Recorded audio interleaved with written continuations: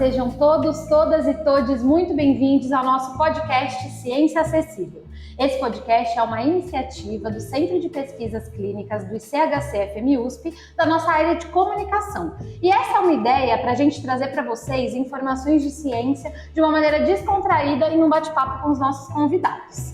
Então hoje vamos apresentar o convidado. A gente recebe o biólogo com licenciatura em Ciências com habilitação em Biologia, mestrado e doutorado em Saúde Pública e hoje ele atua como biologista da Universidade de São Paulo, desenvolvendo pesquisas em Biologia e Ecologia de mosquitos vetores e de importância em saúde pública. Seja bem-vindo, Paulo Urbinati. Muito obrigada, viu, pela sua presença e por aceitar nosso convite. Bom dia, eu que agradeço o convite. É isso, a gente está animado, Paulo é amigo aqui da produção, então tá todo mundo animado por hoje. Ó, Paulo, antes de começar, eu vou te pedir uma coisa. A gente tem aqui o hábito de fazer uma autodescrição, que é o quê? É uma forma da gente deixar esse podcast acessível para as pessoas que têm algum tipo de deficiência visual, tá? Então eu vou começar, daí depois, se você, quando eu terminar, se você puder seguir, fazer o mesmo, tá bom? Eu sou uma mulher branca, de cabelos castanhos claros, médios, nunca tenho certeza da cor exata dos meus cabelos. Eu tenho tatuagem nos meus braços, estou com um macacão preto e uma regata branca por baixo. Estou sentada numa cadeira em frente a uma mesa e hoje a gente tem uma novidade, porque a gente está em um outro espaço diferente, aqui na saúde pública. Paulo, sua vez. Eu sou branco, tenho cabelos grisalhos, tenho uma barba também branca. Estou vestido de camisa amarela e acho que é isso. É isso. Muito obrigada, viu? Então, para começar, primeiro é importante lembrar que a gente está passando por uma situação muito difícil, né, relacionada à dengue. E hoje a gente vai conversar um pouco sobre isso. Nessa semana, a gente está gravando aqui o podcast hoje no dia 5 de abril, pela manhã. 5 de abril de 2024, e nessa semana foi noticiado que o estado de São Paulo registrou 190 óbitos por dengue. Isso é uma notícia muito séria, né? E desde o dia 18 de março, a Prefeitura de São Paulo, ela declarou estado de emergência. E com isso, né, abrindo com essa informação que eu acho que é muito importante de ser dita, né, de ser trazida para público, para que as pessoas entendam a seriedade, né, desse estado que a gente se encontra, a gente gostaria que você explicasse um pouquinho desse contexto, o que é a dengue, e como é que a gente chegou nesse momento, sabe, de registrar essa quantidade de óbitos a ponto do Estado acabar declarando esse momento de emergência. Se você puder falar um pouquinho, por favor? Bem, a dengue ela é uma doença sazonal, ela são 4 sorotipos diferentes e tem um vetor envolvido na transmissão, que no caso é o terrível e temido, conhecido mosquito, o Aedes aegypti. Então, como ela é uma doença típica, né, de verão, quente e chuvoso, é nesse período que a densidade do mosquito aumenta. E se tiver alguma pessoa infectada, esse mosquito vai transmitir o vírus para outras pessoas.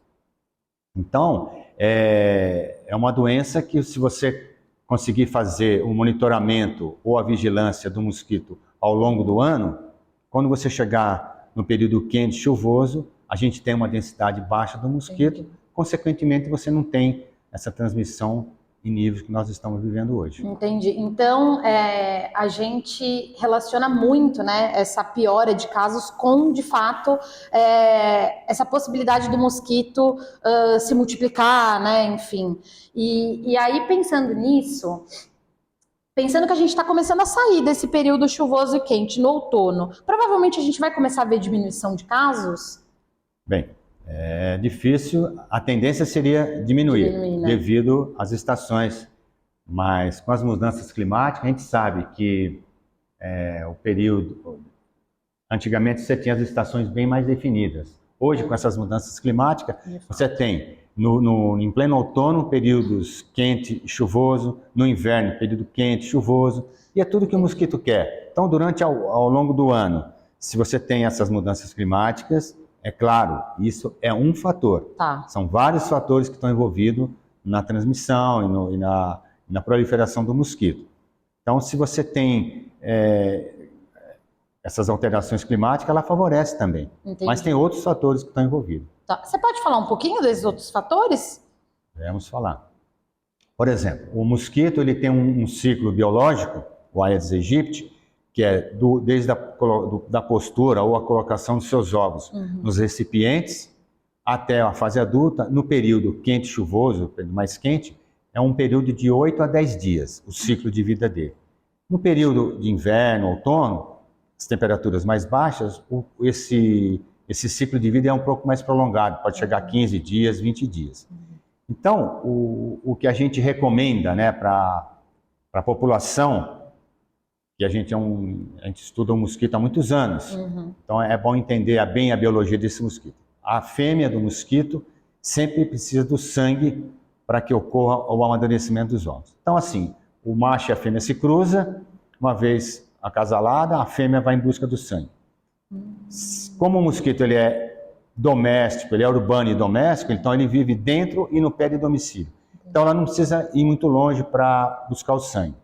Mas ela tem um raio de dispersão, se não tiver nenhuma pessoa próxima, uma fonte de alimento, ela pode alcançar um raio mais ou menos de 800 metros em busca de uma fonte sanguínea para se alimentar. Então é importante a gente mostrar esse estudo que a gente faz da biologia, mostrar para a população que o mosquito ele é urbano e doméstico, ou seja, ele cria dentro de nossas casas ou no pé de domicílio. Então nós, os munícipes, a população, tem uma responsabilidade em disponibilizar os criadouros. E eu falo que é uma questão cultural, né? As pessoas têm mania de guardar algum utensílio, um balde, uma garrafa, põe lá no fundo do quintal, depois eu vou usar. Acaba, se você guarda esse material inadequadamente, né, ao relento, assim que ocorre uma chuva, a fêmea já colocou seus ovos lá. É rápido? É rápido. Então, uma outra adaptação dessa espécie, uma vez colocados esses ovos no ambiente, se esses ovos não entrarem em contato com a água, ele pode permanecer viável durante 1 ano. Você veja bem como é que essa espécie se adaptou a essas áreas urbanas. Então, ela colocando seus ovos num determinado recipiente, pode ser uma garrafa, uma calha, uma caixa d'água. Se esse ovo não entrar em contato com a água, ele pode ser viável durante 1 ano. Então, nós temos que ter uma responsabilidade de cuidar do nosso ambiente dentro de casa e no peridomicílio. Você eliminar todos os tipos de criadouros. Sim. E a gente hoje, numa sociedade moderna, é tudo descartável. E o consumo, né, desse material é muito intenso. Então, tudo que a gente usa, você acaba descartando.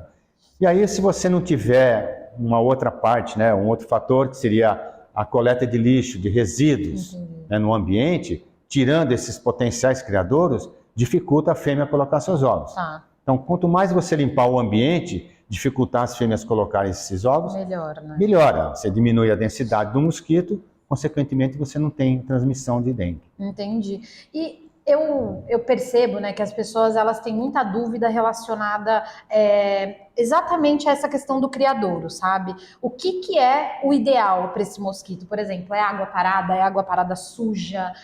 Tem diferença? Não tem? Como é que funciona isso? Então, as pesquisas que a gente tem visto atualmente, assim, eles sempre se criam em água mais limpas, Tá. entre aspas, né? Mas é lógico, numa caixa d'água, num pneu, você sempre tem um restinho de fuligem ali que serve de alimento. Mesmo numa caixa d'água, você sempre tem algum alimento para a larva. Entendi. Então, eles sempre se criam nesses ambientes.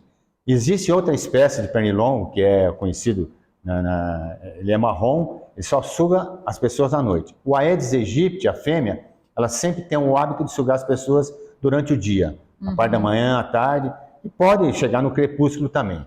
Mas é mais comum durante o dia. Tá. E às vezes eles picam lá, atrás do braço, na perna, Sim. que é um lugar que ele procura para a gente não ver, né? E a fêmea do mosquito, veja bem, se ela estiver infectada, pode ser o tipo dengue 1, 2, 3, 4, zika, chikungunya, febre amarela, você pode escolher o vírus se você quiser, porque ele tem essa capacidade, né? E a competência de transmitir os vários tipos aí de vírus. Ao fazer o repasse sanguíneo, que a gente chama de sugar o sangue para que ocorra o amadurecimento dos ovos, durante o ato dela sugar as pessoas, né, picarem as pessoas, é normal a gente banar a mão assim, Sim. debater e o mosquito voar. Uhum. Então, ele pica você, você faz assim, ele pega, vem em mim. Aí eu bato aqui, ele vai nele, na outra tal pessoa. Então, se ela estiver infectada, durante esse comportamento de sugar as pessoas, se ela estiver infectada, ela pode transmitir o vírus para 3, 4 pessoas ao mesmo tempo. Nossa. Então, é um mosquito terrível, com relação à adaptação aos ambientes, a relação hospedeiro, né, que é o vírus, o parasita e o mosquito, que é o hospedeiro. Então, ela tem esse comportamento de disseminar esse agente patológico, né, o vírus, Sim. em diferentes pessoas ao mesmo tempo. Nossa, é dor de cabeça, né? É difícil. E eu tenho uma dúvida, e na verdade essa dúvida não é só minha, porque conversei com muitas pessoas antes de vir e todos também tiveram a mesma dúvida que eu. É muito parecido com a dúvida quem veio primeiro, o ovo ou a galinha, sabe? Me perguntaram outro dia, mas gente, como que o mosquito, ele pega da onde essa dengue, da onde que vem esse vírus? Porque assim, ele já vem do ovo, essa larva já vem com o vírus, e da onde que isso veio antes? E como é que ele pega e pica alguém e já transmite? Não sei se a minha pergunta foi clara, mas é basicamente isso. Entendi. Segundo o relato das histórias, possivelmente esse mosquito, como ele vivia em ambiente mais de mata, ele é originário da África, né? Entendi. Embora ele tenha sido descrito no Egito, onde ele foi encontrado, então por isso que chama Aedes aegypti, né? Entendi. Ele é originário da África. Possivelmente, no passado, ele deve ter se infectado na mata, lá ou algum primata, ou algum animal que estava infectado com o vírus. Esse vírus, o mosquito se infectou, veio para a cidade, ele vai se modificando, pode ter sido isso. Essa outra questão que você levantou com relação se a larva do mosquito está infectada, existe essa possibilidade, que é feita em laboratório, né? É a transmissão transovariana. Ou seja, a fêmea infectada transmite o vírus para a prole. Então, mas aí, para saber se esses mosquitos que pica as pessoas, se ele é uma transmissão transovariana ou não, ainda não dá para saber. Mas existe essa possibilidade de a fêmea transmitir os vírus para a próxima geração, para a prole. Né? E dá para saber uma média assim, de quantos ovos uma fêmea pode botar? Durante a sua vida toda, que o mosquito adulto ele tem no período de 30, 40, 50 dias. Nesse período todo ela pode colocar até em torno de 1000 ovos. Meu Deus! E aí uma outra adaptação dessa espécie com relação à biologia é que ela tem um comportamento de colocar seus ovos em diferentes tipos de criadouros ao mesmo tempo. Porque ao invés dela colocar lá, colocar seus ovos num copo de água, colocar os 100 ovos ali, ela poderia fazer isso. Mas se alguém tirar esses ovos, ele se elimina do ambiente e não tem a perpetuação da espécie. É uma adaptação ecológica interessante. Então o que ela faz? Ela coloca 4, 5 ovos num copo de água, ela vai lá e coloca 5, 6 ovos num pneu, coloca 3 ovos na caixa d'água, 5, 6 ovos na calha. Ela coloca em diferentes criadouros ao mesmo tempo. Entendi. Então você imagina quem faz o controle, a dificuldade que tem em saber que todos esses criadores pode ter a larva do mosquito. Lógico, claro.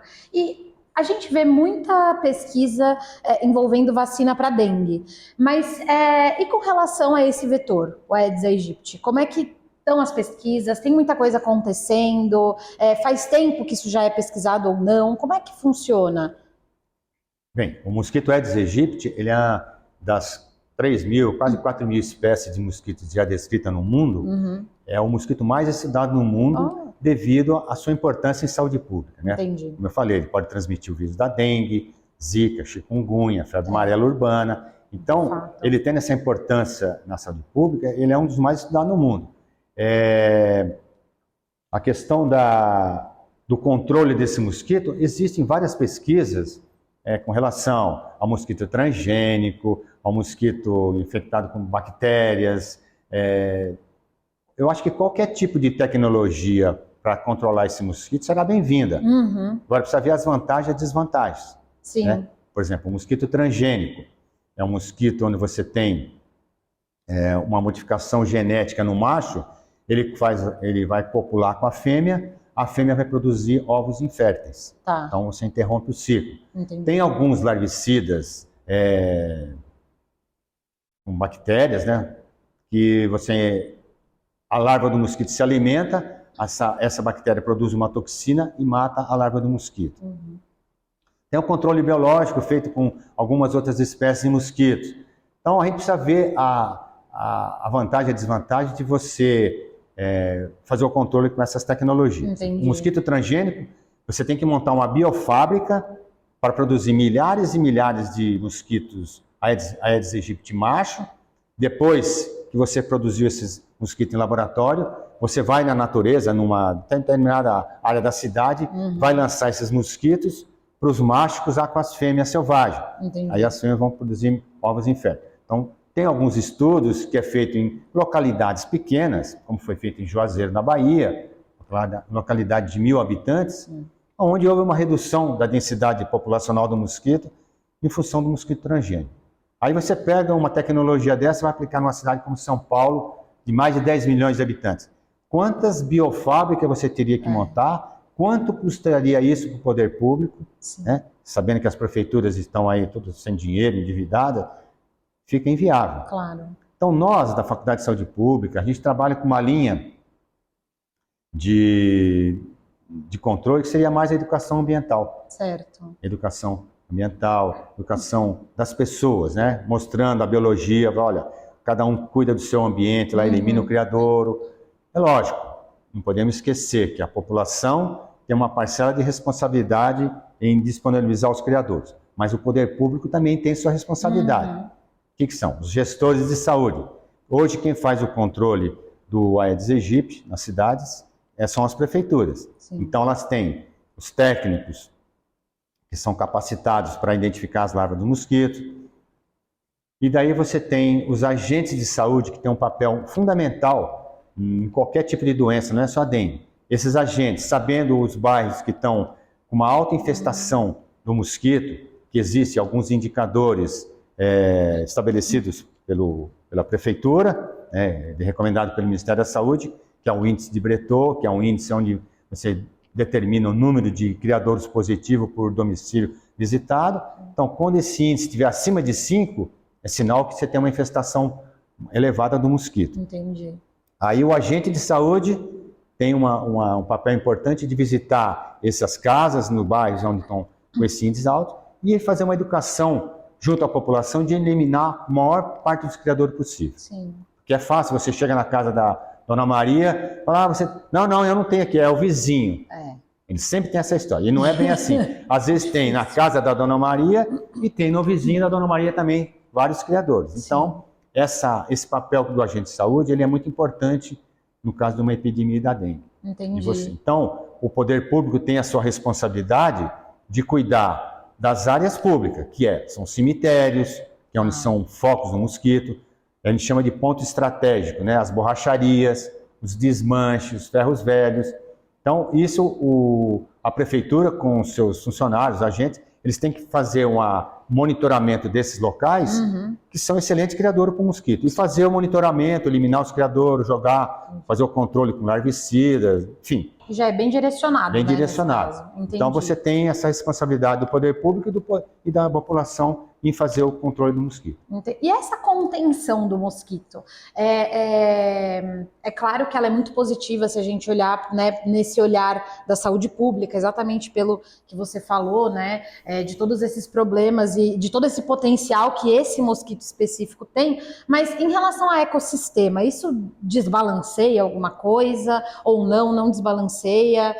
No sentido de a gente entende que hoje a gente tem algumas coisas que parecem que atrapalham muito o nosso dia a dia, mas elas são necessárias ali, né? Isso de alguma maneira pode prejudicar ou não? Como é que funciona essa eliminação do mosquito, sabe? Eu acho que antigamente se usava muito esse termo pelo Ministério da Saúde de erradicar o mosquito, o Aedes aegypti. Ele foi erradicado no início do século XIX, com a epidemia da febre amarela no Rio de Janeiro. Houve uma campanha, a população brasileira era menor, né? Você não tinha a disponibilidade de criador que nós temos hoje, devido ao consumo desses materiais descartáveis. Então foi fácil de fazer o controle e em 1956 ele foi considerado erradicado no Brasil. Ah, entendi. Porque houve uma vigilância, um monitoramento sistemático em cima disso e eles conseguiram erradicar o mosquito. Aí na década de 60, 70, 80 ele começou a se refestar, foi se instalando novamente em várias cidades e estados brasileiros e hoje é impossível você fazer a erradicação porque você tem dos 5.500 municípios, 3.500 municípios no Brasil estão infestados com o mosquito Aedes aegypti. Então... No estado de São Paulo, a extinta SUSEM, que era um órgão de excelência em em pesquisas, elas faziam controle de vetores, eles fizeram um mapa da infestação do mosquito Aedes aegypti no estado de São Paulo de 1985 até o 2016, 18, 19, acho que tem. Quase todos os municípios, quase 100% do município do estado de São Paulo estão infestados com o mosquito Aedes aegypti. Então, para quem faz o controle é difícil. É difícil mesmo. Então, assim, o desequilíbrio se você erradicar uma espécie dessa, não vai causar um desequilíbrio na natureza, porque tem outras espécies dentro da cadeia ecológica, né, cadeia alimentar, você tem outros insetos que servem de alimentação para outros organismos, vamos dizer assim. Apesar de ser uma ideia que provavelmente não vai acontecer, né? Uma última dúvida que eu queria tirar contigo, que a gente já tem uma bela dor de cabeça com um mosquito. É possível que outras espécies de mosquito sejam suscetíveis a carregar esse vírus por aí? Num futuro, não sei se um futuro próximo, tomara que não, mas assim, é possível? Sim, é possível. Nós temos uma espécie parente do Aedes aegypti que chama Aedes albopictus.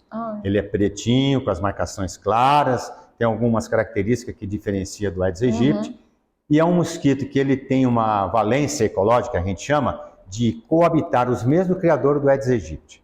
Então, assim, ele pode colonizar os criadores, pneu, caixa, todos esses materiais descartáveis, e tem um potencial em se desenvolver em bromélias, que são criadores naturais. Bromélias, buraco de árvore, buraco de bambu. Então, esse mosquito foi objeto da minha tese de doutorado. Em laboratório, ele foi feito pesquisas, ele tem capacidade para transmitir diversos vírus. Acho que na época que eu fiz o levantamento, uns 24 tipos de vírus diferentes em laboratório. Na natureza é uma outra questão se ele é vetor. Então, como ele está junto com o Aedes aegypti, e as pesquisas estão sempre voltadas para o Aedes aegypti, a gente não pode descartar a possibilidade dessa espécie também estar participando do ciclo dessa dengue, zika, chikungunya na cidade. Mas como a densidade do Aedes aegypti ainda é maior do que o Aedes aegypti na cidade, então suponha-se que o vetor principal seria o Aedes aegypti. Mas a gente não pode descartar a possibilidade, principalmente dessa espécie, em transmitir esses vários tipos de vírus. Ai, gente, é complicado. Muito. Bom, Paulo, a gente está chegando ao fim. Acho que eu queria agradecer, na verdade, porque a gente sempre vê muito se falar de dengue, e é claro, né, que a gente sempre vê o pessoal chamando muita atenção para sintomas, justamente para que as pessoas possam se tratar, né, e vencer essa doença que acaba aparecendo de repente, né, e que é sazonal, mas falar sobre o vetor hoje pra gente foi uma coisa muito importante, porque de fato a gente entende que, assim, além dessas possibilidades, né, que podem ser futuras e não tão distantes, né, como outro mosquito ajudar o Aedes aegypti nessa disseminação, a gente vê como o papel da população que escuta a gente, inclusive, é importante, né, nessa contenção.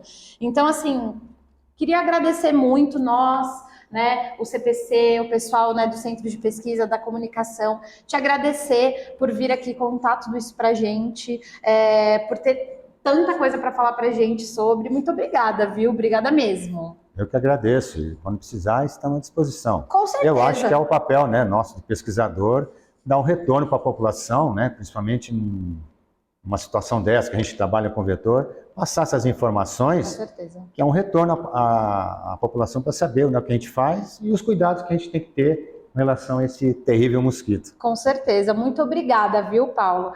Gente, curtam, compartilhem, comentem, mandem para todo mundo que vocês conhecem, para que a gente consiga vencer mais uma vez essa doença que está acometendo aí grande parte dos nossos familiares, amigos, enfim. E para que nos próximos anos a gente consiga fazer isso diminuir cada vez mais, tá bom? Muito obrigada e é isso. Tchau, tchau, gente!